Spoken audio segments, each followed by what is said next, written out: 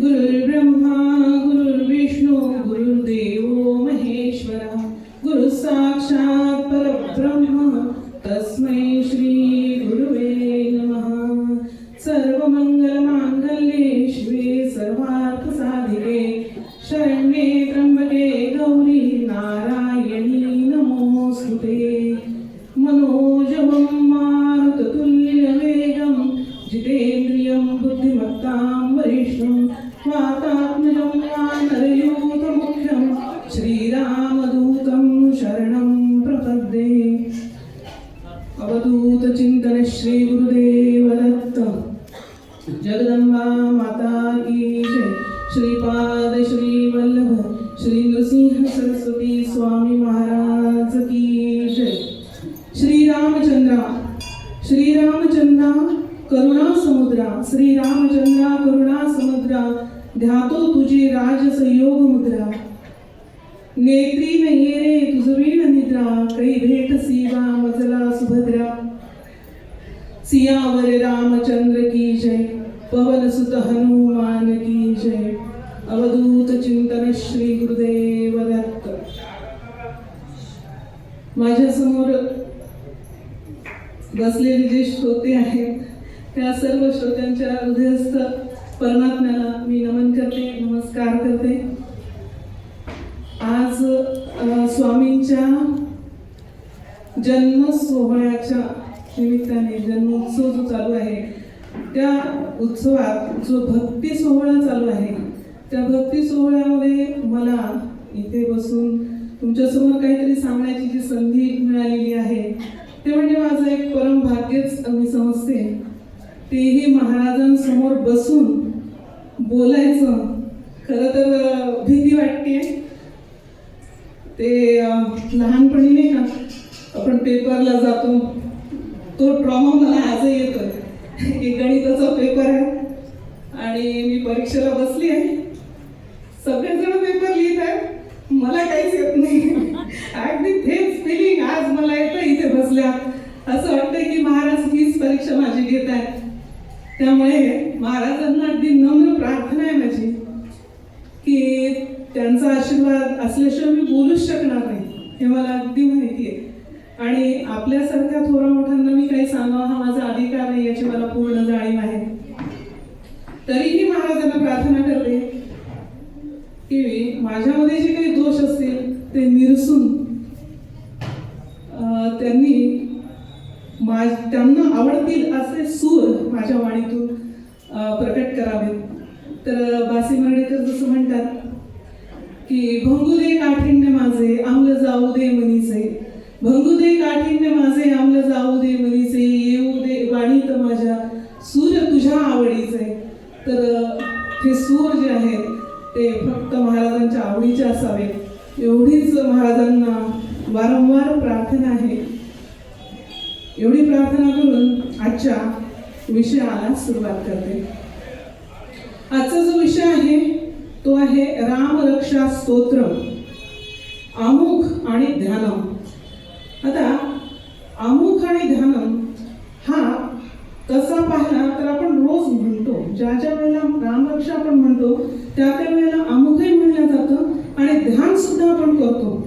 मग हे नव्याने सांगावं का वाटतंय तर बुध कौशिक ऋषींना या आमुखाच्या मागचा अभिप्रेत असलेला अर्थ काय आहे हे जाणून आपण ते म्हणत नाही। म्हणजे माझ्या लहानपणापासून आम्ही रामरक्षा म्हणायचो, तुम्ही पण म्हणत असाल। शुभंकर ती म्हणायची आणि त्यानंतर रामरक्षा। त्यावेळेला इन्व्हर्टर वगैरे नव्हते, दिव्याच्या छान मंद प्रकाशामध्ये किंवा लाईट असतील तर खूप छान वाटायचं। ते आम्ही खेड्यात राहायचो। माझे वडील त्यावेळेला ॲग्रिकल्चर सुपरवायझर होते, त्यामुळे आम्ही सगळे फील्डवर असल्यामुळे खेड्यापाड्यांमध्ये असायचो। तर त्या दिव्याच्या प्रकाशाकडे पाहत मंद ज्योतीकडे समोर एक पेलाभर पाणी उदबत्ती हातात अंगारा घेऊन रोज आपली रामरक्षा म्हणायची। रामरक्षा झाल्यानंतर ते पाणी तीर्थ म्हणून प्यायचं आणि हातातला अंगारा जो आहे तो अंगाला लावायचा। या अंगाराने आमचे ताप बरे झाले, आजही होतात। आजही माझी आई मला अजूनही अंगारा लावते। ही श्रद्धा आहे, भक्ती आहे। आणि या श्रद्धेने जर आपण रामरक्षा म्हणली, पठण केली, तर नक्कीच आपल्याला फायदा झाल्याशिवाय राहत नाही, हेही तितकंच खरं आहे. परंतु आज आपण ज्या वेळेला रामरक्षा म्हणतो, तिन्ही सांगेला आपण घरात असतो का, हा पहिला प्रश्न. आणि जर असलोच तर ज्या वेळेला रामरक्षा म्हणतो त्यावेळेला ती इतकी घाईने होते, इतकी वेगाने होते की येता जाता, काम करताना किंवा भांडे लावताना म्हणा, टीव्हीचा आवाज घरात चालू असताना म्हणा, अशा पद्धतीने आपण सगळेच जण रामरक्षा या धावपळीच्या जीवनामध्ये म्हणतो. पण ते तेज जे आहे दिव्याचं, ते त्या शब्दांचं जे म्हणजे प्राबल्य आहे किंवा प्रभाव आहे, तो आपल्या आतमध्ये, अंतर्मनामध्ये झिरपत नाही. तर तो झिरपण्यासाठी आपण कसं म्हटलं पाहिजे ह्याची एक संहिता दिलेली आहे आणि त्या संहितेप्रमाणेच आपण ते म्हटलं पाहिजे. तर पद्मपुराणामध्ये ही संहिता सांगितलेली आहे. आपण ती संहिता तर पाहणारच आहोत, परंतु प्रामुख्याने 2 विषय पाहणार आहोत, आमुख आणि ध्यान. तर सर्वात पहिल्यांदा रामरक्षा स्तोत्र म्हटलं तर मग स्तोत्राचे प्रकार आपण पाहतो की स्तोत्र 3 प्रकारचे, एक वेदोक्त, दुसरं शास्त्रोक्त आणि तिसरं तंत्रोक्त. तर वेदोक्त आणि शास्त्रोक्त हे 2 जे आहेत ते आज आपण पाहणार आहोत. तंत्रोक्त जो स्तोत्राचा प्रकार आहे तो थोडासा राहू देणार आहे, कारण रामरक्षेशी त्याचा संबंध नाही, तो एक वेगळा विषय, त्यामुळे तो राहील. आणि वेदोक्त म्हणजे वेद, जे 4 वेद आहेत त्या वेदातून आलेल्या ज्या रचना आहेत, त्या रचना म्हणजे जसं पुरुष सूक्त आहे, स्त्री सूक्त आहे, हे सगळे वेदकालीन म्हणजे वेदोक्त स्तोत्र आहेत. पण शास्त्रोक्त म्हणजे काय, तर शास्त्रामध्ये, पुराणांमध्ये जे येतात, जसं भगवद्गीता आहे, विष्णू सहस्त्रनाम आहे, हे सगळे जे स्तोत्र आहेत हे शास्त्रोक्त मध्ये येतात. या दोन्ही ह्याच्यामध्ये काय होतं की ज्या वेळेला स्तोत्र लिहिले जातात त्यावेळेला फलश्रुती दिली जाते. फलश्रुती म्हणजे काय, तर आपण हे स्तोत्र पठन केल्यानंतर ह्या स्तोत्राच्या पठणाने आपल्याला काय लाभ होणार आहे, आपली आध्यात्मिक लाभ कोणते होणार आहेत, पारमार्थिक लाभ कोणते होणार आहेत, सांसारिक लाभ कोणते होणार आहेत, त्याचबरोबर आपली आत्मोन्नती कशी होणार आहे, आपल्याला आरोग्य मिळणार आहे का, हे सगळं फलश्रुतीमध्ये दिलेलं असतं. आपण नेहमी ऐकतो, म्हणतो सुद्धा. जसं रोज आपल्या इथे महाराजांसमोर विष्णू सहस्त्रनाम म्हटलं जातं, त्यामध्ये जे सांगतात की विष्णू सर्व प्रहरण युद्धपर्यंत विष्णू सहस्त्रनाम येतं आणि त्यानंतर इतिदम कीर्तनीयस्य केशवस्य महात्मनः पासूनची फलश्रुती चालू होते. तसंच गणपती स्तोत्रामध्ये सुद्धा ज्या वेळेला विद्यार्थी लभते विद्या, धनार्थी लभते धन, पुत्रार्थी लभते पुत्र, मोक्षार्थी लभते गती, ही सगळी फलश्रुती आहे. परंतु रामरक्षा स्तोत्र ज्या वेळेला आपण पठन करतो त्यावेळेला आपल्याला अशा ओळी स्पेशल दिसत नाही किंवा हा भाग इथून इतका आहे आणि तो फलश्रुतीचा आहे. तुम्ही जर गुगलवर सर्च केलं किंवा त्या चॅट जीपीटीला विचारलं तर ती फक्त राम रामेति रामेति रमे रामे मनोरमे सहस्रनाम तत्तुल्यम राम नाम वरानने ही एकच ओळ फलश्रुती म्हणून देते. परंतु तसं नाहीये. तर त्या काही म्हणजे एकूण 38 श्लोकाची जी रामरक्षा आहे त्या 38 श्लोकांच्या रामरक्षेमध्ये एकूण 14 श्लोक जे आहेत, 13 की 14, जवळपास 13-14 श्लोक, ओळी, त्या ओळी आपल्याला फलश्रुती दाखवतात. जसं अश्वमेधाधिकम पुण्यम संप्राप्नोति न संशयः नरोलनं पेतेर पापेर, तुम्हाला वाचताना त्या लक्षात येतील आणि असंच वाचा की जेव्हा लक्षात येईल, त्यासाठी ह्या ओळी सांगितलेल्या आहेत. तर हा झाला फलश्रुतीचा भाग. त्यानंतरचा भाग येतो आमुखाचा. सगळ्यात महत्वाचा प्रश्न म्हणजे आमुख म्हणजे काय, तर आमुख म्हणजे तोंड ओळख. एखादं स्तोत्र असतं तर ते स्तोत्र काय आहे, जसं आपण लायब्ररीत जातो, पुस्तकं पाहतो, बरेच पुस्तकं असतात, आपल्याला कळत नाही की नेमकं पुस्तक जर एखादं नावावरून जर शीर्षकावरून आपण पाहिलं तर आपल्या लक्षात येत नाही ह्या पुस्तकामध्ये दिलेलं काय आहे. त्यावेळेला आपण पाहतो, प्रस्तावना पाहतो, मनोगत वाचतो आणि मग कळतं की हे आहे. तसं स्तोत्राचं जे आमुख आहे त्यावरून आपल्याला कळतं की ह्या स्तोत्रामध्ये काय काय दिलेलं आहे. साधारणपणे काय काय दिलेलं असतं, तर त्याची सुरुवात काय आहे, कशा कोणत्या देवतेने केलेली आहे, त्याला वंदन कोणत्या देवतेला केलेलं आहे सर्वात आधी. त्यानंतर स्तोत्र आहे की मंत्र आहे ते सांगितलेलं असतं. त्यानंतर रचयिता कोण आहे, छंद काय आहे, शक्ती देवता काय आहे, उपास्य देवता काय आहे, त्यानंतर हेतू काय आहे, कीलक काय आहे, हे सगळं सांगितलेलं असतं. तर हे सगळे जे भाग आहेत हे 10 भाग एकूण साधारणपणे आमुखामध्ये येतात. तर हेच 10 भाग आपल्या ज्या रामरक्षा आहे त्याच्या सुरुवातीला आलेले आहेत. आपण ते वाचतोय, परंतु त्या मागे म्हणजे त्या शब्दांच्या मागे असलेला गर्भित अर्थ काय आहे हे आपण कधी पाहतच नाही. आणि बुध कौशिक ऋषींना काय अर्थ अभिप्रेत आहे हेही आपल्याला जाणून घेण्याची जी उत्सुकता आहे, किंवा आपण त्याच्यासाठी कधी प्रयत्न केला नसेल, कदाचित केला असेल तर माहीत नाही, परंतु आज आपण तो पाहणार आहे. मग अमुक म्हणजे काय आणि रामरक्षेचा अमुखाला सुरुवात करूया. तर पहिल्यांदा म्हटलेलं आहे की सुरुवात जी आहे अमुखाची ती श्री गणेशाय नमः झाली.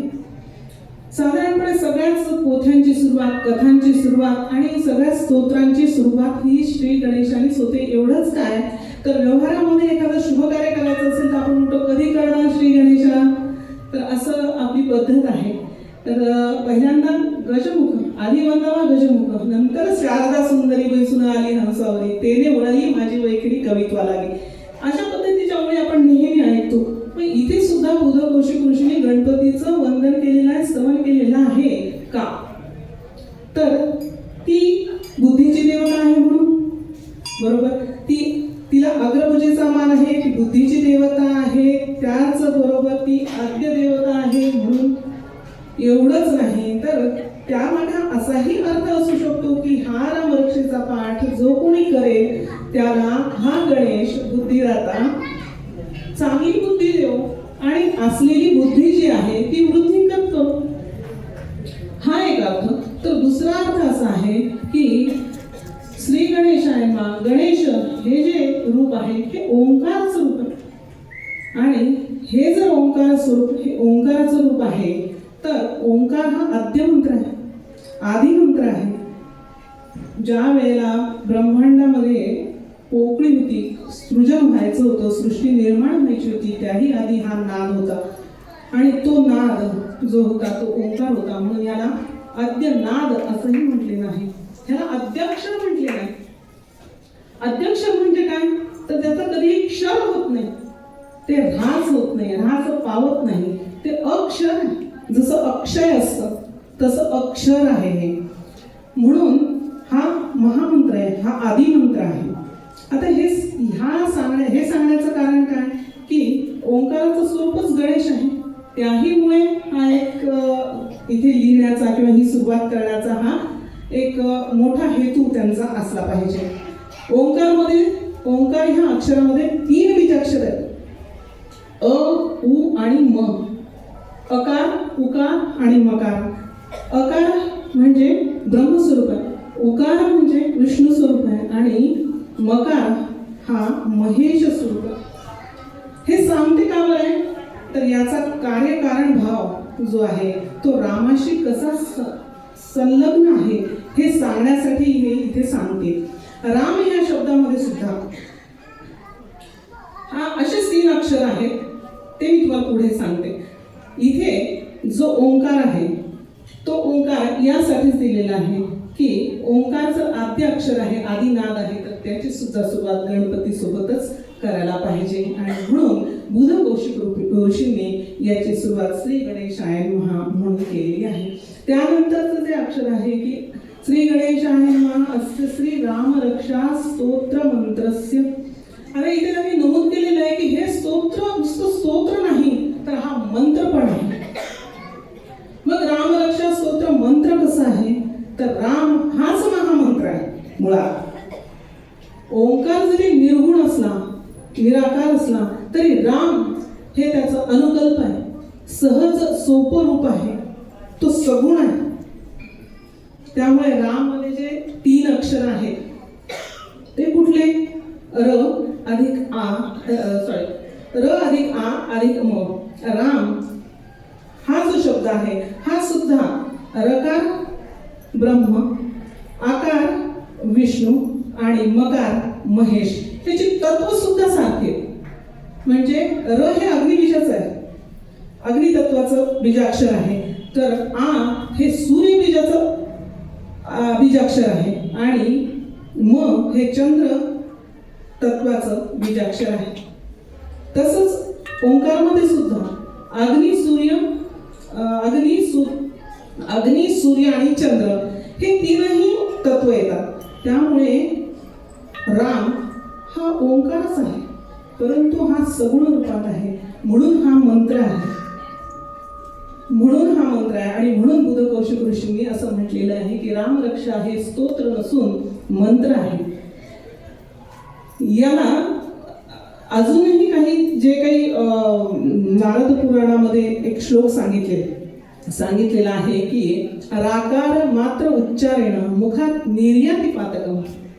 राकार मात्र उच्चारेण मुखात निर्याती पातकम म्हणजे काय, तर नुसत्या राकाराच्या उच्चाराने म्हणजे र हे जे अक्षर आहे हे आपल्या शरीरामध्ये जे चक्र आहे, जसं मूलाधार चक्र आहे, स्वाधिष्ठान आहे, मणिपूर आहे, अनाहत आहे, विशुद्ध आहे आणि आज्ञाचक्र आहे आणि सहस्रार. हे चक्रांची माहिती ज्याला आहे त्याला ढोबळमानाने सगळ्यांना चक्र आपल्या ह्याच्यात आहेत आणि कुंडलिनी जागृतीबद्दल थोडंफार माहिती असते, परंतु डिटेल जर माहिती सांगितली तर आपल्याला भरपूर वेळ होईल, त्यामुळे तो फार वेगळा विषय आहे. फक्त एवढंच जाणून घ्यायचं आहे की जे मणिपूर चक्र आहे आणि जे नाभी प्रदेशात स्थित आहे त्या मणिपूर चक्राचं बीजाक्षर जे आहे ते र वर अनुस्वार रम हे आहे आणि रम हे त्याचं बीजाक्षर असून त्याचं तत्व हे अग्नी आहे. आणि जेव्हा साधक रा उच्चारतो त्यावेळेला त्याचं तोंड उघडतं, कारण श्वास बाहेर टाकावा लागतो आपल्याला रा उच्चारताना. आणि र हे मूर्धन्य व्यंजन म्हणजे टाळूला जीभ लागते आणि जीभ थोडीशी थरथरते, तर असं हे व्यंजन हे मूर्धन्य व्यंजन आहे. आणि हा उच्चार शिकायला बाळाला वेळ लागतो. सगळ्यात शेवटी जर कुठलं व्यंजन मुळाक्षर बाळ शिकत असेल तर ते र आहे आणि तोपर्यंत तो बोबडं बोलतो, सगळं बोबडं बोलतो तो. म्हणून रामरक्षा जो म्हणेल त्याचे उच्चार अतिशय स्पष्ट येतील, तो बोबडा बोलणार नाही. गर्भवती बायकांनी रामरक्षा रोज म्हणली तर त्यांचा मुलगा जे होणारं बाळ आहे ते तेजस्वी तर होईलच, पण त्याचे उच्चार सुद्धा स्पष्ट होतील. हा एक फायदा याच्यामध्ये आहे. तर हे जे र हे अक्षर आहे मणिपूर चक्राचे हे खूप प्रॉमिनंट अक्षर आहे, महत्वपूर्ण, वैशिष्ट्यपूर्ण आणि अतिशय महत्वाचं असं बीजाक्षर असल्यामुळे ज्या वेळेला आपण र अधिक रा उच्चारतो त्यावेळेला काय होतं की आपलं तोंड उघडतं आणि र र र र र र राम राम आपण नुसतं र नाही म्हणून राम राम हा जप करतो. आणि या राम रच्या पुनरावृत्तीमुळे काय होतं की एक प्रचंड प्रकारची ऊर्जा निर्मिती होते आणि ती ऊर्जा कुठे जाते तर ती मणिपूर चक्रामध्ये जाऊन स्थिर होते किंवा तिथे ती त्या मणिपूर चक्राला उद्दीपित करते, त्याला धक्का देते. त्यातून जे कंपन निघतात, जे स्पंदन निघतात, तर मणिपूर चक्रामध्येच मणिपूर चक्र कुठे नाभी जवळ आहे आणि नाभीपासूनच आपल्या शरीरातल्या 72,000 नाड्या चा उगम तिथून आहे, नाभीतून. त्यामुळे काय होतं ज्या वेळेला साधकाने रा उच्चारल्याबरोबर र आणि आ म्हणजे अग्नी आणि सूर्य यांचा संयोग होऊन प्रचंड प्रमाणामध्ये ऊर्जा निर्माण होते आणि ती ऊर्जा जेव्हा ह्या 72,000 नाड्यामध्ये प्रसारित होते, वितरित होते, त्या वेळेला त्या नाड्यांमध्ये तिथे असलेले पाप आणि दोष नष्ट होतात, जळून जातात. आता आपण जर पाप वगैरे म्हटलं की लगेच तरुण पोरं म्हणतात पाप पुण्य हे काही मानत नाही. त्यामुळे आपण म्हणूयात पॉझिटिव्ह एनर्जी जनरेट झाली की निगेटिव्ह एनर्जी बाहेर पडते, मुखातून निगेटिव्ह एनर्जी बाहेर पडते. तुम्ही म्हणाल मग पुन्हा वापस येणार नाही का, म्हणून पुढची ओळ सांगितलेली आहे की पुन्हा प्रवेश संदेह. तुमच्या मनामध्ये जर असा संदेह आला असेल की हा पुन्हा प्रवेश करेल का, तर तुम्हाला काय करायचंय, पुन्हा प्रवेश संदेह मकार तत् कपाटवर हे जे तुमचे ओठ आहे हे मिटून टाकायचे. जसं कपाटाचं दार लागतं तसं नुसतं राम म्हणायचं नाहीये तर त्याच्या पुढे म म हे ओष्टव्य व्यंजन आहे. ओठ मिटल्याशिवाय म म्हणता येत नाही आणि तोंड उघडल्याशिवाय रा म्हणता येत नाही. त्यामुळे श्लोक नारद पुराणामध्ये दिलेला आहे, अतिशय परफेक्ट. त्याला ऑब्जेक्शन घेण्याचं आपल्याला काही कारणच नाहीये. त्यामुळे आपण राम कितीदा म्हणायचा आणि आपल्या मणिपूर चक्राला किती ऊर्जित करायचं, किती ऊर्जा द्यायची हे आपल्या हातात आहे. किती वेळा रिपिटेशन करायचंय राम राम राम राम राम या शब्दाचं. कारण राम हा असा आहे, तुम्ही उच्चारा, जितका उच्चाराल तितका तुम्हाला उच्चारा वाटेल. गेयत आहे त्या शब्दामध्ये. हे झालं राम या शब्दाचं मंत्र नसून, स्तोत्र नसून मंत्र पण आहे. मग राम रक्षा स्तोत्र मंत्रस्य बुध कौशिक ऋषी ही. बुध कौशिक ऋषी कोण? तर त्या सांगणारे दोन प्रवाह आपल्याला मिळतात. बुध कौशिक ऋषी ही उपाधी आहे. बुध म्हणजे बुद्धिमान, कौशिक हे गोत्र आहे आणि आपले आडनाव सुद्धा साधारणपणे ह्या गोत्रातूनच पुढे पुढे येऊन अपभ्रंश होऊन पुढे वेगवेगळे झालेले आहेत. तर कौशिक हे गोत्र आहे आणि बुध म्हणजे बुद्धिमान असे. म्हणजे असे बुद्धिमान असे कोण आहेत? तर हे विश्वामित्र आहेत असं सांगितलं जातं. हे सांगण्यासाठी त्यांनी त्यांचा जे वडील होते, विश्वामित्राची एक गोष्ट आहे ती थोडक्यात सांगते की त्यांचे जे वडील होते गादी त्यांचं नाव. त्या गादी हे चक्रवर्ती सम्राट होते. त्यांचा मुलगा विश्वामित्र आणि विश्वामित्र खूप तपस्वी, अतिशय तप केलेले, तापलेले असे ऋषी, अतिशय बुद्धिमान असे. त्यांचे जे आजोबा होते विशक नावाचे, ते सुद्धा खूप बुद्धिमान होते असं म्हणतात. आणि त्या विशकाचं म्हणजे त्या आजोबांचं त्या नातवावर खूप प्रेम होतं. आणि ते पुष्प वंशातले होते म्हणून ते कौशिक असे ओळखायला लागले. म्हणून त्यांची ओळख पुढे कौशिक अशी झाली. यांनीच 24 अक्षरी गायत्री मंत्राची निर्मिती केली. त्यामुळे ते किती बुद्धिमान असतील, त्यांचं काय सामर्थ्य असेल, त्यांची बुद्धी किती प्रगल्भ आणि आचाट असेल, त्यांचं बुद्धी वैभव काय असेल याची आपण कल्पना करू शकतो आणि एका अर्थाने करूही शकत नाही. तुमच्या बुद्धीचा थांग लागत नाही असे प्रबुद्ध बुध कौशिक ऋषी यांनी ही रामरक्षा याची निर्मिती केली. आता निर्मिती झाली कशी त्याची एक छानशी गोष्ट आहे की एकदा ज्या वेळेला वाल्मिकी ऋषींनी रामचरित्र लिहिलं तर ते चरित्र जेव्हा पूर्ण झालं त्यावेळेला त्या चरित्राची जी श्लोक संख्या होती ती 100 कोटी होती. आणि मग आता ह्या श्लोक संख्येचं करायचं काय? तर त्यांनी ती शिवाला अर्पण केली. शिवाला अर्पण केल्यानंतर देव, दानव आणि मानव जे होते त्यांना म्हटलं, अरे यांनी एवढे मोठे श्लोक यांना दिले आहेत, ह्याच्यात काय असलं पाहिजे, काहीतरी आपल्याला फायद्याचं असलं पाहिजे, आपणही ते वाचलं पाहिजे. त्यांच्या मनामध्ये इच्छा उत्पन्न झाली आणि ते कैलासावर गेले, प्रार्थना वगैरे केली शिवाजवळ आणि सांगितलं की आम्हालाही ते जे श्लोक तुम्हाला मिळाले त्याची समान वाटणी करा आणि ते आम्हाला द्या. शंकर भोळेच आपल्याला माहिती आहे आणि त्यांनी त्यांना समान वाटणी केली आणि 33 कोटी 33 कोटी 33 कोटी असे ते दिले. शेवटी 1 कोटी राहिले. ते 33 कोटी वाचून काही कालावधी गेल्यानंतर यांना असं पुन्हा इच्छा झाली की त्या उरलेल्या 1 कोटीमध्ये काय असेल. पुन्हा ते तिथे गेले, देव, दानव, मानव, पुन्हा ती समान वाटणी झाली, पुन्हा 1 लाख उरले. आता 33 कोटी ज्यांनी वाचलेले आहेत श्लोक त्यांना बाकीचे वाचायला काही वेळ लागला नाही जास्त. ते पुन्हा आले, त्या 1 लाखातले पुन्हा द्या म्हणाले, पुन्हा 1000 उरले. पुन्हा 1000 उरल्यानंतर पुन्हा त्यांनी मागणी केली, त्यातही मग 100 उरले. 100 उरल्यानंतर पुन्हा समान वाटणी करायला सांगितली, 1 श्लोक तरी उरलाच.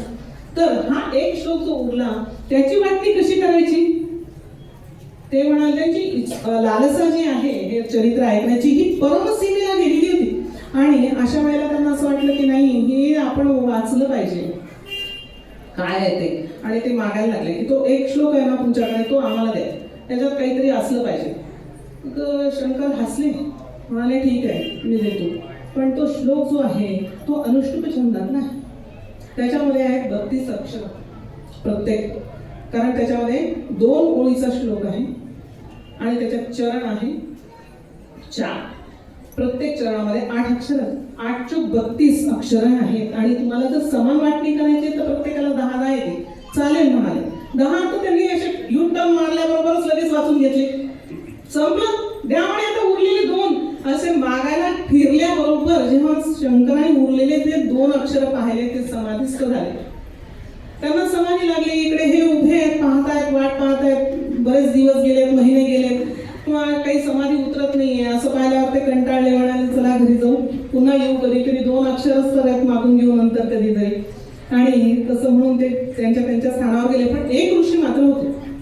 ते म्हणाले घरी जाऊन तरी काय करायचंय, तपश्चर्याच करायची आहे, तर इथेच कैलासावर यांच्या समोर तपश्चर्या करत बसू. म्हणून ते तिथेच थांबले. तेही समाधीस्थ झाले, तप करायला लागले. बरेच वर्ष, बराच काळ गेल्यानंतर शंकरांना समाधीत कळलं अवस्थेमध्ये की कुणी एक ऋषी आहेत आणि हे बसलेत. यांच्या बसण्याचं कारण त्यांना कळलं. त्यांनी सांगितलं की ऋषीवर, तुम्ही आता सध्या तुमच्या स्वस्थानावर जा आणि यथावकाश मी तुम्हाला ते 2 शब्द देईल. शिवाची आज्ञा ऐकून ऋषी गेले. आणि गेल्यानंतर बरंच मग त्यांचं रुटीन चालू झालं. तर एक दिवस असेच ते झोपलेले असताना त्यांच्या स्वप्नामध्ये शिवशंकर आले आणि त्यांना ह्या 2 अक्षराचं सामर्थ्य काय आहे ते सगळं सांगितलं. की हे अक्षर नुसते अक्षर नाहीत, हा मंत्र आहे, हे स्तोत्र आहे. मग स्तोत्र म्हणजे काय, तर स्तोत्र म्हणजे स्तवन, ज्याची स्तुती करतो ते स्तोत्र. संस्कृतमध्ये व्याख्या दिली आहे स्तोत्राची, येन स्तूयते इति स्तोत्र. ज्या स्तुती वर्णन केलेली आहे ते स्तोत्र. आणि मनन, मंत्र म्हणजे काय, तर मंत्र म्हणजे मनन. मननात त्रायते इति मंत्र. हा मनाला जो त्राण देतो, ऊर्जा प्राप्त करून देतो, तो म्हणजे मंत्र. हे सगळं सांगितलं. ज्या वेळेला बुधकौशिक ऋषी सकाळी उठले, त्यांना आनंद झाला. ते 2 शब्द मिळाले होते आणि लगेच त्यांनी ती रामरक्षा लिहून काढली.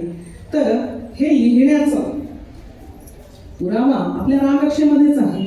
आदिष्टवान यथा स्वप्ने रामरक्षा विममरः तथा लिखितवान प्रातः प्रबुद्धो बुधकौशिकः. ही ओळ आपल्याला रामरक्षा स्तोत्रामध्ये मिळते. तर असं हे रामरक्षा निर्मिती झाली. बुधकौशिक ऋषी ही अनुष्टुप छंदा, पुन्हा छंदानं हे स्तोत्र जे आहे हे कुठल्या छंदात लिहिलंय, तर अनुष्टुप छंदामध्ये आहे. या अनुष्टुप छंदाला सहज छंद असं सुद्धा म्हणतात. सहज म्हणजे काय, कोणालाही पटकन म्हणता येईल असा. ष्टुप या शब्दाचा अर्थ स्फोट असा होतो. की एखादा शब्द जोरजोरात उच्चारला किंवा एखादा अवघड शब्द जोडलेले, एकमेकाला अर्धे अर्धे जोडलेले जे शब्द आहेत त्या शब्दावर आघात देऊन म्हणावे लागतात. आणि जिथे आघात होतो तिथे आवाज निर्माण होतो. आणि आवाज निर्माण होतो तो आवाज निर्माण होऊ नये, तो उच्चारताना त्रास होऊ नये म्हणून अनुष्टुप म्हणजे अनु म्हणजे अगदी छोटा, नसण्यातच जमा असलेला, सहज असा, जो नाद सुसंगी वाटेल कानाला असा, म्हणून अनु अगदी लहान. आणि ष्टुप म्हणजे आवाज, लहान आवाजात म्हणजे जास्त घशाला ताण न देता, जास्त आघात न देता तुम्हाला सहज उच्चारता येतील असा अनुष्टुप छंद. अनुष्टुप छंदामध्ये सगळ्या रचना केलेल्या आहेत. जसं भगवद्गीता आहे आपली अनुष्टुप छंदामध्ये आहे.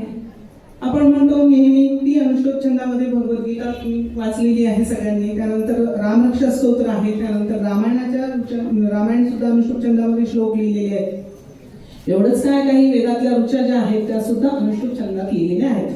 तर या रामरक्षाचा तोच छंद सांगितलेला आहे की अनुष्टुप छंद. ही एक माहिती बुधकौशिक ऋषीने आपल्याला अमोखात दिलेली आहे. अनुष्टुप छंद हा त्यानंतर काय सांगितलंय पुढचं की बुधकौशिक ऋषी अनुष्टुप छंद हा श्री सीतारामचंद्र देवता. आता सीतारामचंद्र देवता म्हटलेलं आहे. तर सीता आणि रामचंद्र हे 2 व्यक्ती नाही आहेत. आपल्याला वाटतं जानकी आणि राम जरी 2 दिसत असले तरी ते एक आहे. जो ओम मी तुम्हाला आधी सांगितला होता, ओम मध्ये जे 3 बीजाक्षर सांगितले त्याच्यावरचा जो अनुस्वार आहे, ओम वरचा जो अनुस्वार दिलेला आहे ती म्हणजे माया आहे. ती म्हणजे प्रकृती आहे, ती म्हणजे जगदंबा आहे, ती म्हणजे सीता आहे आणि राम हा पुरुष आहे आणि तो अनुस्वार म्हणजे प्रकृती आहे. मग ह्यांचं ऐक्य दर्शवणारा शब्द सीताराम हा आहे. त्याच्यामध्ये एखाद्या पुरुषाचं नाव स्वतंत्र सीताराम असतं, कारण पुरुषाला आणि प्रकृतीला वेगळंच करता येत नाही. शक्ती ही ब्रह्माशिवाय उपयोगाची नाही आणि ब्रह्मच नसेल तर शक्तीचा उपयोग नाही आणि शक्ती नसेल तर ब्रह्म काय कामाचं, काहीच कामाचं नाही. त्यामुळे त्यांचं ऐक्य दर्शवणारा हा शब्द सीताराम.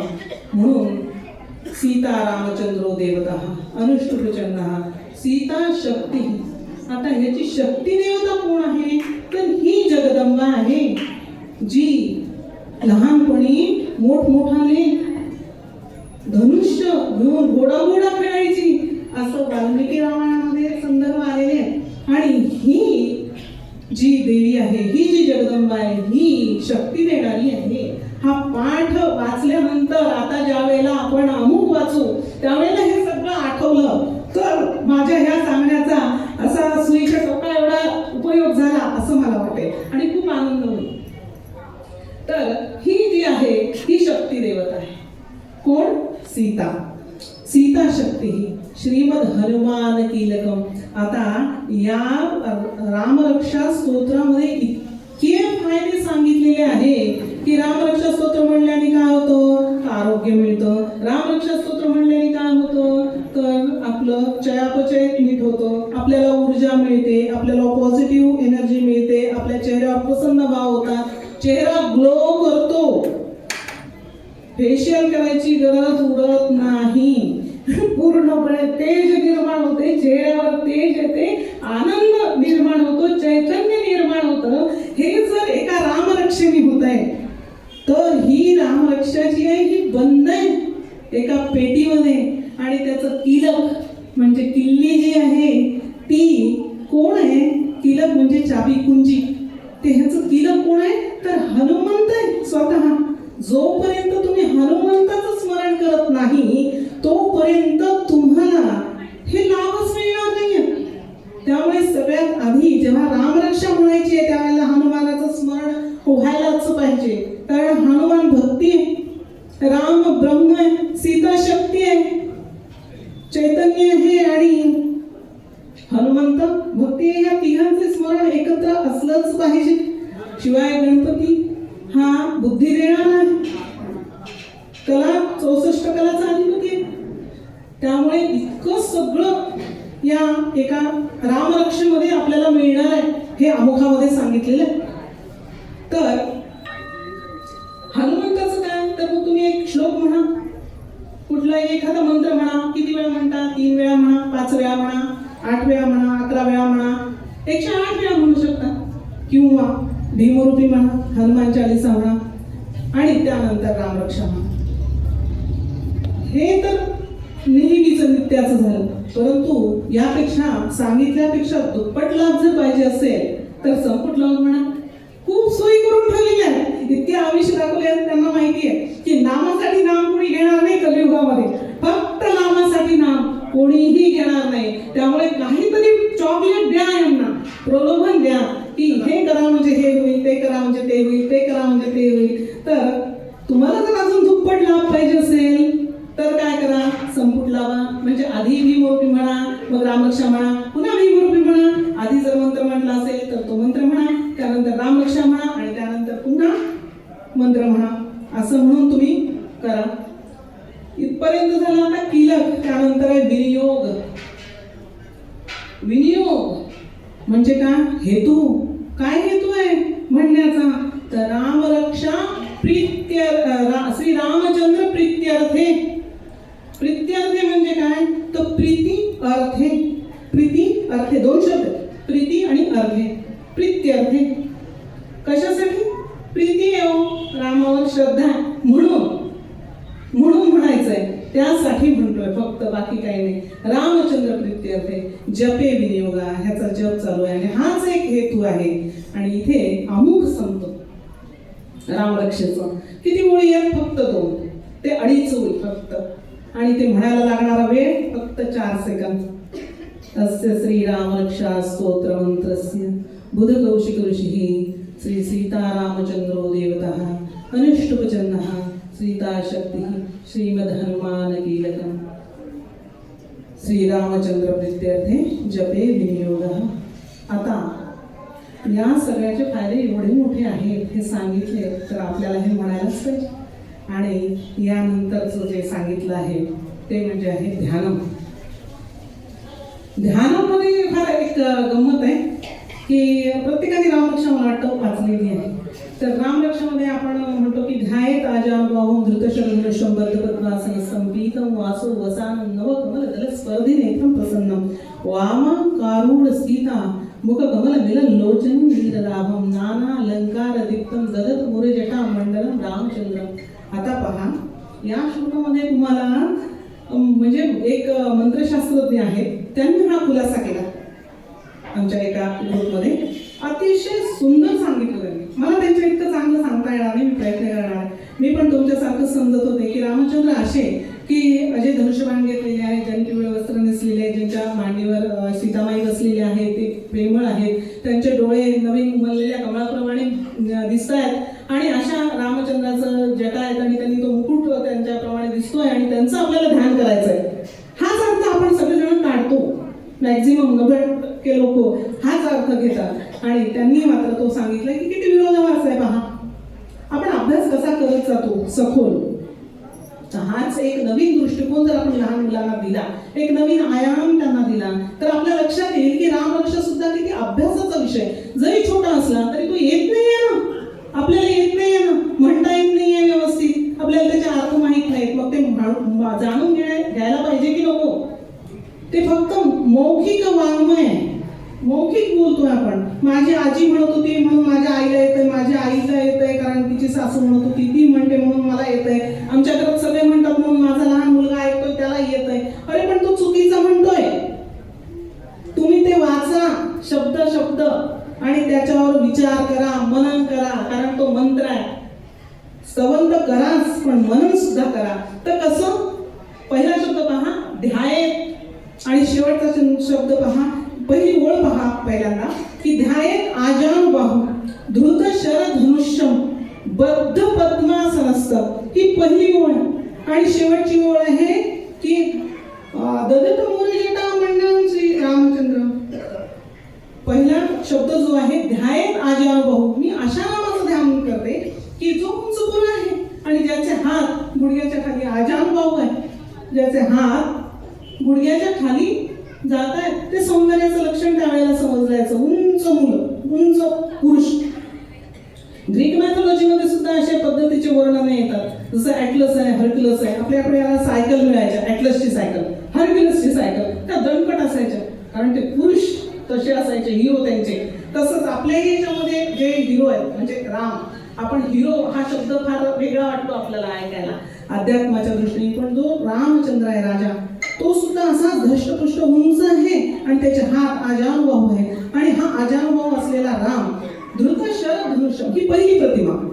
आणि धृतशर धनुष्यम ज्याने धनुष्यबाण घेतलेला आहे असा वीर योद्धा राम दिसला ना डोळ्यासमोर, तर हा बद्ध पद्मासनात कसा काय बसला?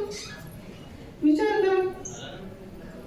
तो बसला हेच मुळात की धनुष्यबाण घेऊन बसलाच का? त्याने उठून लढाईला जायला पाहिजे. तो क्षत्रिय आहे. तो बसतो, बरं बसतो तो बसतो बद्ध पद्मासनात. बद्ध पद्मासन म्हणजे हे जे पाय आहे ते लॉक होतात, उठता येत नाही पटकन. समोर जर अटॅक झाला पटकन उठता येणार नाही. बाण कसं लावणार? आणि रामाचा बाण खाली जात नाही. पण आता तुम्ही म्हणाल तो देव आहे, तो पटकन उठतो, त्याला काही नाही. तसं नाहीये, तसं नाहीये. त्यानंतर सांगितलं ददत मुरजटा शेवटच्या ओळीमध्ये की त्यांनी लांब लांब केस सोडलेले. अरे एकाच वेळेला असं कसं काय? एक कुठलं तरी येईल ना. तर हाच तो त्यांनी लिहिलेला बुध कौशिक ऋषींचा जो बुद्धीचा विलास आहे, प्रगल्भता आहे, ती ही या श्लोकांमध्ये, या ध्यानामध्ये आपल्याला लक्षात येते. आता इथून पुढे जेव्हा जेव्हा ध्यान वाचाल तेव्हा तेव्हा तुम्हाला हे शब्द आठवलेच पाहिजे. कसे की ध्यायेत आजानुबाहु या ध्यानामध्ये जवळपास नाही नक्कीच 10 प्रतिमांचा उल्लेख केलेला आहे वेगवेगळ्या, की ध्यायेत आजानुभव. मी अशा रामाचं ध्यान करतोय की ज्याचे हात आजानू आहे आणि ते कुणी करायचंय? ज्यांना सौंदर्याची लालसा आहे, ज्यांना वाटतं मी सुंदर दिसावं आणि सौंदर्यासाठी प्रसिद्ध व्हावं, की हीच एक आहे बा खूपच छान, हिच्याचकडे पाहावं, एकदम चांगली मोनालिसा. तर अशा पद्धतीची जर कुणी पाहिजे असं ज्यांना वाटतं त्यांनी त्या रामाचं ध्यान करायचंय. द्रुतशर दृश्यम. आता नेहमी आपण युद्ध तर काही करणार नाहीये, पण संसारामध्ये भरपूर युद्धाचे प्रसंग येतात. मानसिक युद्ध आहे, वैचारिक युद्ध आहे, शाब्दिक युद्ध आहे. तर हे जे युद्धाचे प्रसंग जिंकायचे ज्याला प्रामाणिकपणे, त्या रामाची प्रतिमा डोळ्यासमोर ठेवून, द्रुतशर धनुष्यवाला राम डोळ्यासमोर ठेवून तुम्हाला त्याचं ध्यान करायचंय, ज्याला ती लालसा आहे त्यांनी. त्यानंतर बद्ध पद्मासन, ज्याला आरोग्याची लालसा आहे. मला आरोग्य मिळालं पाहिजे, मी योगा करते रोज आणि मला छान फिट राहायचंय, त्यांनी या बद्ध पद्मासनात बसलेल्या, योग साधनेत बसलेल्या अशा रामाची ध्यान करायचंय. त्यानंतर बद्ध पद्मासन पीतम वासो वसान, पिवळं वस्त्र नेसलेल्या रामाचं ध्यान कोणी करायचंय? तर मला वाटतं कुंडलिनी जागृत करणं हे जर तुम्हाला माहित असेल तर त्या तंत्रामध्ये पिवळ्या वस्त्राला खूप महत्व आहे. तंत्रविद्येमध्येच एकूण पिवळ्या वस्त्राला महत्व आहे आणि तो फार वेगळा अजून विषय आहे सांगायचा झाला तर. परंतु त्यातल्या त्यात जर सांगायचं झालं तर त्रिकाल ज्ञानी व्हायचंय, ज्याला भविष्यवेत्ता व्हायचंय, त्यांनी ह्या पिवळ्या वस्त्र नेसलेल्या रामाचं ध्यान करायचंय. पीतम वासो वसा नव कमल दल स्पर्धी नेत्रम प्रसन्न. असा पुरुष ज्याचे डोळे नवीन उमललेल्या कमळाच्या पाकळीप्रमाणे सुंदर आहेत, तर त्या सुंदर नेत्राच्या त्या प्रसन्न भाव असलेला राम कधी असेल असा पुरुष? जो समाधानी, तृप्त, त्याला आता काहीही मिळवण्याची लालसा नाही. तो असा अर्धोन्मुलित उन्मिलित त्याचे नेत्र झालेले आहेत, थोडेच उघडलेले, उन्मिलित झालेले आहेत. कशी? अर्ध छोटे थोडी राहिलेले आहेत. आणि आपल्याला कुठली आनंदाची गोष्ट आली की आपण डोळे, वा काय छान झालं, डोळे पहिल्यांदा मिटतात आणि ते समाधान डोळ्यातून दिसतं. म्हणून जो ज्याला ते समाधान पाहिजे, ते समाधान प्राप्त करून घ्यायचंय, त्यांनी त्या नामाचं ध्यान करायचं. नवकमलदल स्पर्धी नेत्रम प्रसन्नम. ती जी मधली ओळ आहे ती जरा मोठी आहे, एकच. वामांकारूढ सीता मुख कमल मिलन लोचन नीरदाम. वामांकारूढ, ज्याच्या वामांगी, वाम भागावर, डाव्या भागावर सीतामाई बसलेली आहे आणि अत्यंत प्रेमाच्या नजरेने सीतेकडे पाहणारा राम. या रामाची प्रतिमा कोणी पुजायची आहे? ज्याला संसार सुखाची लालसा आहे, दाम्पत्य आपलं जीवन जे आहे ते सुखात जावं, कुठलाही कलह असू नये घरामध्ये, असं ज्याला वाटतं त्यांनी अशा रामाचं ध्यान करायचं. आणि नाना अलंकार दीप्तम, नाना अलंकार घातलेली सीतामाई, सीताराम जे आहेत त्या रामाचं, ज्यांना ऐश्वर्य पाहिजे, खूप दागदागिने पाहिजे, समृद्धी पाहिजे, कोणाला नकोय, सगळ्यांनाच हवी आहे, तर त्या रामाचं त्यांनी ध्यान करायचं. नाना अलंकार दीप्तम. आता दधतम उरजटा, दधतम म्हणजे मोकळ्या, दधतम म्हणजे मोकळ्या, उरु म्हणजे मांड्या, तर मोकळ्या सोडलेल्या जटा कुठपर्यंत? मांडीपर्यंत असा राम. आता आपण हे पाहिलेले साधू संत, नागाबाबा पाहिले ना, सगळ्यांनी व्हिडिओ पाहिलेले आहेत नागाबाबाचे. प्रयाग कुंभमेळा, सगळे मोठे मोठे साधू असे लांब लांब केस असलेले होते, वाकून चालले पण केस एवढे मोठे, काही तर खूप काय काय केलेलं आहे केसांवर. तर असे साधू, ते त्या रामाचे पूजन कुणी करायचंय, त्या रामाचं ध्यान कुणी करायचंय? तर त्या रामाचं ध्यान करायचं ज्यांना वैरागी जीवन जगायचं, त्यांना तुमच्या संसारामध्ये काय चाललंय, कोणी कोणावर अटॅक केला, कोणाच्या घरात काय झालं, कोणी कोणती सून आणली आणि काय केलं, ह्याचं काहीही घेणं नाही, फक्त वैराग्य पूर्ण जीवन जगायचंय. त्या लोकांनी या ददत मूळ जटावाल्या रामाचं ध्यान करायचंय. मंडलम, मग त्याच जटा मुरजटा मंडल रूप जुड्यासारख्या बांधलेल्या वर रामाच्या डोक्यावर बांधल्या आहेत, परंतु तो कसा दिसतोय? मुकुटासारखा दिसतोय. त्या रामाचं ध्यान कोणी करायचंय? तर ज्यांना मोक्ष प्राप्ती पाहिजे, जन्म मरणाचा हा जो फेरा आहे हा चुकवायचा, त्या रामाचं ध्यान ज्यांना मोक्ष प्राप्ती करायची आहे त्यांनी त्या रामाचं ध्यान करायचं. आता ह्या झाल्या एकूण 9 प्रतिमा. पण 10वी प्रतिमा कुठे? मोजल्या तुम्ही प्रतिमा? मोजा म्हणजे तुम्हाला नक्की कळेल. पहिली ध्यायत आजानव, मग दुसरी धृत शरधनुष्य, तिसरी बद्ध पद्मासन, चौथी पीतम वासु वसानं, नवकमलदल स्पर्धनेत्रम, पाचवी नवकमलदल स्पर्धनेत्रम प्रसन्न वामांकारूढ सीता, मुखकमलमिललोचनं नीरदाभं, नानालंकारदिक्तं ददत मुरजटा आणि मंडल. अशा 9 झाल्या. 10वी तर दिलीच नाही. तर पहिला शब्द ध्याय आणि शेवटचा शब्द चंद्र, रामचंद्र. या 9 इच्छांपैकी किंवा या 9 लालसांपैकी व्यतिरिक्त अजून काही तुमची इच्छा असेल तर तुम्ही त्या रामचंद्राचं ध्यान करायचं. ध्यायेत रामचंद्रम, पहिला शब्द ध्यायेत आणि शेवटचा रामचंद्रम. तर त्या रामचंद्राचं ध्यान करा जो छान शांत बसलेला आहे असा. मग श्लोक कसा होईल? आता पहा. ध्यानम ध्यायेत आजानुबाहु धृतशरधनुष्यं बद्धपद्मासनस्थं पीतं वासो वसानं नवकमलदलस्वर्धिनेत्रं प्रसन्नं वामाङ्कारूढसीता मुखकमलमिलल्लोचनं नीरदाभं नानालङ्कारदीप्तं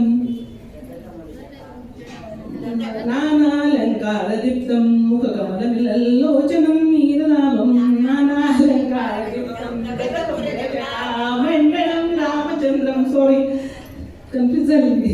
ददत मुरजटा मंडलं रामचंद्रम इति ध्यानम. ध्यान संपले. आणि अशा पद्धतीने आपल्या बुध कौशिक ऋषींनी अमुक आणि ध्यानम सांगितले. किती वाजले? 8 वाजले. एक 2 मिनिटाचं अजून सांगते की तुम्हाला बोर नाही होत आहे? तर र हे जे व्यंजन आहे, या र व्यंजन बद्दल मी सांगते थोडंसं की र हा उष्ण व्यंजन आहे. उष्ण व्यंजन आहे. आपण पाहिलं, म्हणायला कठीण. याला त्रिस्थळी व्यंजन म्हणतात. त्रिस्थळी व्यंजन पूर्ण 12 खडीमध्ये असं व्यंजन आपल्याला सापडत नाही. पूर्ण 12 खडी त्रिस्थळी व्यंजन कुठलं? तर र हे आहे. ते कसं? 3 ठिकाणी ते वापरलं जातं. सर्व, शर्व, पूर्व. जो रफार आहे तो मुकुटासारखा रफाराच्या रूपामध्ये वापरला जातो. वक्र, त्यानंतर वक्र, चक्र, यामध्ये तो रकार खालच्या बाजूने आणि राघव, राम, रावण या सगळ्यामध्ये तो लेवलला मध्य स्वरूपात येतो. अशा 3 ठिकाणी हे व्यंजन वापरलं जातं. म्हणून याला त्रिस्थळी व्यंजन असं म्हणतो. या व्यंजनाचं वैशिष्ट्य आहे. आणि हे राम या शब्दामध्ये फक्त. त्यानंतरचं जे आहे म हे व्यंजन, त्याला मुकुट व्यंजन म्हणतात. कारण ज्यावेळेला संधी होते संस्कृतमध्ये त्यावेळेला जसं ध्यान आहे, आपण ध्यानावर अनुस्वार ध्यान मग तो अनुस्वारात चालला जातो, त्याला मुकुट व्यंजन असं म्हणतात. हे 2 व्यंजन हे महत्वपूर्ण व्यंजन ह्या राम या शब्दामध्ये. हे काय आहे, कुठल्या पुराणामध्ये याचे आपल्याला पुरावे सापडणार नाहीत. परंतु जे लोक भाषातज्ञ आहेत, जे लोक शास्त्रज्ञ आहेत, जे मंत्रशास्त्रज्ञ आहेत, हे लोक खूप अभ्यास करतात आणि इतका सखोल अभ्यास करतात. आणि ते जेव्हा लेख पोस्ट करतात, शेअर करतात, त्यावेळेला आपल्याला हे गोष्टी कळतात आणि अचंबित करून सोडतात की किती छान सांगितलं. आपल्याला माहीत नव्हतं आणि तो आनंदच होतो. तो खरा आनंद आहे. काहीतरी नवीन शिकल्याचा आनंद आहे. आणि तो हा तसंच एक रामचा आहे. पहिल्या काळामध्ये रामराम करायचे सगळेजण, आताही करतो आम्ही, परंतु कसं आहे की गुड मॉर्निंग म्हणायची पद्धत सुरू झाली, सुप्रभात. आणि नुसतं सुप्रभात आपण म्हणतो, गुड मॉर्निंग म्हणतो, परंतु रामराम म्हटलं तर लोक अडाणी समजतात, अरे काय याला काही समजत नाही. पण राम राम राम हा पूर्ण ब्रह्मांडामध्ये साठून भरलेला आहे, ठासून भरलेला आहे. पण नुसतं भरला नाही, उरलाय. किती 10 बोटं वर उरलाय. स्थिरचिर व्यापुनी अवघा दशांगुली उरला, 10 बोटं वर उरलेला आहे. मग इतका पूर्णपणे भरलेला जो राम आहे तो अडाणी कसा असेल? त्याला आपण अडाणी म्हणायचं की तुम्ही राम राम म्हणता म्हणजे अडाणी, तसं नाही त्याचा अर्थ आहे. आणि एवढंच नाही तर म्हणतात की राम काय, साखरेचा खडा. राम आहे काय, साखरेचा खडा. कसं? राम साखरेचा खडा, राम साखरेचा खडा, राम पाऱ्यात तोंडामध्ये सोडा. प्रहर सुद्धा कसा आहे, राम पाऱ्या. प्रहर या शब्दाचा अपभ्रंश पाऱ्या झालेला, राम पाऱ्या. सकाळचा वेळ हा सुद्धा प्रसन्न आहे, त्याच्यामध्ये पॉझिटिव्ह एनर्जी आहे. सकाळच्या वेळेस एखाद्या चोराला जर म्हटलं चोरी कर रे बाबा सकाळी जाऊन, तर करणार नाही. तो सत्व काळाचा पिरियड आहे, आणि तो राम प्रहर आहे. राम पारात काही नाही, राम पारात सगळं चांगलं. त्यामुळे राम प्रहर जो आहे हा महत्वाचा. तसंच राम बाण हा सुद्धा एक शब्द प्रचलित आहे. तर हे सगळे शब्द आपल्याला माहितीतले आहे. आणि रामरक्षा या स्तोत्रामध्ये एकूण 80 वेळा राम हा शब्द आलेला आहे. आणि रकार जो आहे तो 328 वेळा आलेला. मी मोजला, आज पुन्हा मोजला, कन्फर्म केला मोजून, काय नाही, तुम्ही पण मोजून पहा. तर ह्या 80 वेळा, 79 वेळा येतो तो. काही पुस्तकांमध्ये मिसप्रिंट झाल्यामुळे 80 वेळा येईल. तर असा हा राम शब्द. आणि ज्या बुधकौशिक ऋषींनी 328 वेळा या रामरक्षा स्तोत्रामध्ये रकार आणि 80 वेळा राम हा शब्द लिहिला, त्याच्या मागचं कारणच हे आहे की मणिपूर चक्र तुमचं जे आहे त्याला उत्तेजना देणं, त्याला उद्दीपित करणं. तुम्ही जितकी साधना कराल तितकं ते उद्दीपित होणार. तुमचं शारीरिक सगळ्या व्याधी ज्या आहेत त्या नष्ट होणार. त्यानंतर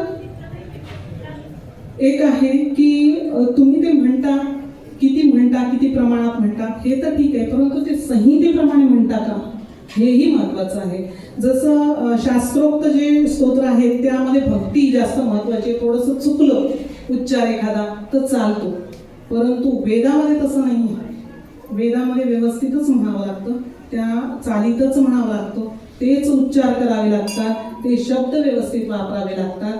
परंतु जे आपण म्हणतो शास्त्रोक्त जरी असले स्तोत्र तरी त्याची संहिता आपण पाहायला पाहिजे. आणि संहिता जेव्हा आपण वाचतो त्यावेळेला ती संहिता कुठली, तर राम रक्षा ज्या वेळेला आपण म्हणतो त्यावेळेला ती संहिता अशी सांगितलेली आहे की जे 5 श्लोक आहेत ते पंचप्राण म्हणून सांगतात की 4 आणि 9 पर्यंतचे. शिरोमे राघव पातोपासूनची जी रामरक्षा सुरू होते त्यावेळेला प्रत्येकाने आपल्या कपाळावर, म्हणजे ज्या ज्या अवयवांचं रक्षण रामाने करावं असं सांगितलं ते 18 ते 19 अवयव आहेत आणि त्या ठिकाणी हात ठेवायचा आहे. त्या स्पर्शामुळे आपलं मन, अंतर्मन त्या ठिकाणी जातं आणि आपल्याला प्रसन्न वाटायला लागतं. म्हणून पहिल्यांदा स्पर्श करून ते म्हणायचं, त्यानंतर एका आसनावर बसून म्हणायचं. आणि सगळ्यात महत्वाचं, घाई करायची नाही, अत्यंत शांतपणे आपल्या नाभी प्रदेशावर चरितम रघुनाथस्य पासून शेवटी इथे रामरक्षा स्तोत्र संपूर्णपर्यंत नाभी क्षेत्रावर मणिपूर चक्रावर पूर्ण लक्ष केंद्रित करून रामरक्षा पाठ केल्याने हे सगळे लाभ मिळतात. तर एवढं बोलून मी माझे 2 शब्द संपवते आणि ही सगळं आजचं जे प्रवचन आहे ते गुरु महाराजांच्या चरणी अर्पण करते. मला असं वाटतं की गुरु महाराजांना हे आवडेल. जी त्रुटी असतील तर ते नक्कीच सुधारणा करतील माझ्यामध्ये. तुम्ही सुद्धा मला काही चूक असेल तर ती सगळी चूक माझी आहे आणि जे काही तुम्हाला आवडलं असेल ते सगळं महाराजांचं आहे हे मी मान्य करते. आणि त्याचबरोबर आपल्या गुरुमंदिराचे जे विश्वस्त आहेत ते आणि त्यानंतर जे आयोजक आहेत ह्या कार्यक्रमाचे त्यांचे सुद्धा मी खूप खूप आभार मानते की ज्यांनी मला इथे बोलण्याची संधी दिली. त्यांनी जर पुन्हा कधी मला अशी संधी दिली तर मला नक्की आवडेल. त्याचबरोबर तुमच्या सर्व श्रोत्यांचंही मी खूप मनापासून आभार मानते की तुम्ही माझं बोलणं ऐकलं आणि त्यामुळे ऐकून सहकार्य केलं. त्यामुळे मला खूप आनंद होतोय. तितकं बोलून मी माझी सेवा संपवते. अजून चिंतन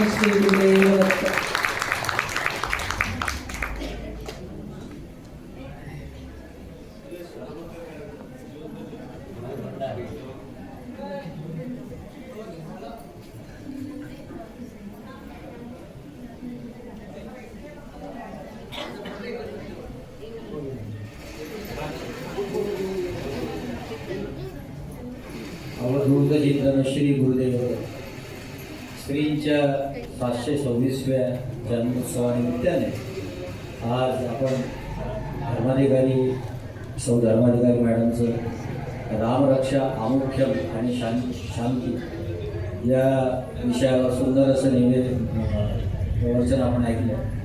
या एकदिवसीय प्रवचनाचा समारोप सौ धन्यवते वहिनी करतील अशी मी त्यांना विनंती.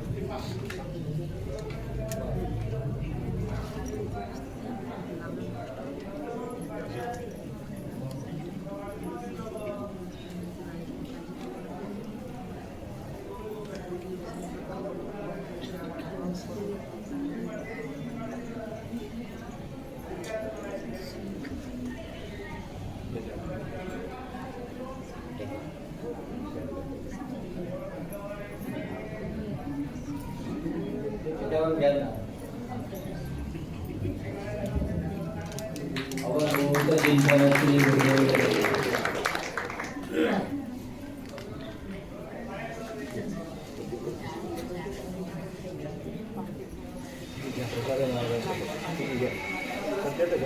महाराजांचा प्रसाद घ्यावा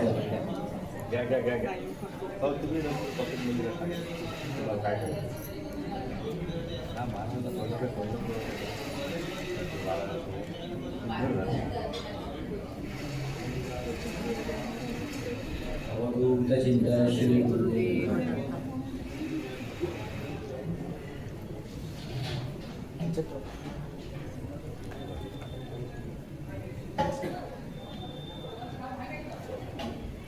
आता थोड्याच वेळात शंख होईल, आरती होईल आणि रात्री 9:30 ते 11:30 कुमारी श्रुती भांडे अकोला यांचं सुंदर असं भक्ती संगीताचा कार्यक्रम आहे. सर्व सद्भक्तांनी आणि श्रोत्यांनी या कार्यक्रमाचा आस्वाद घ्यावा. 9:30 ते 11:30 विक्रींच्या दिलं कुमारी श्रुती भांडे.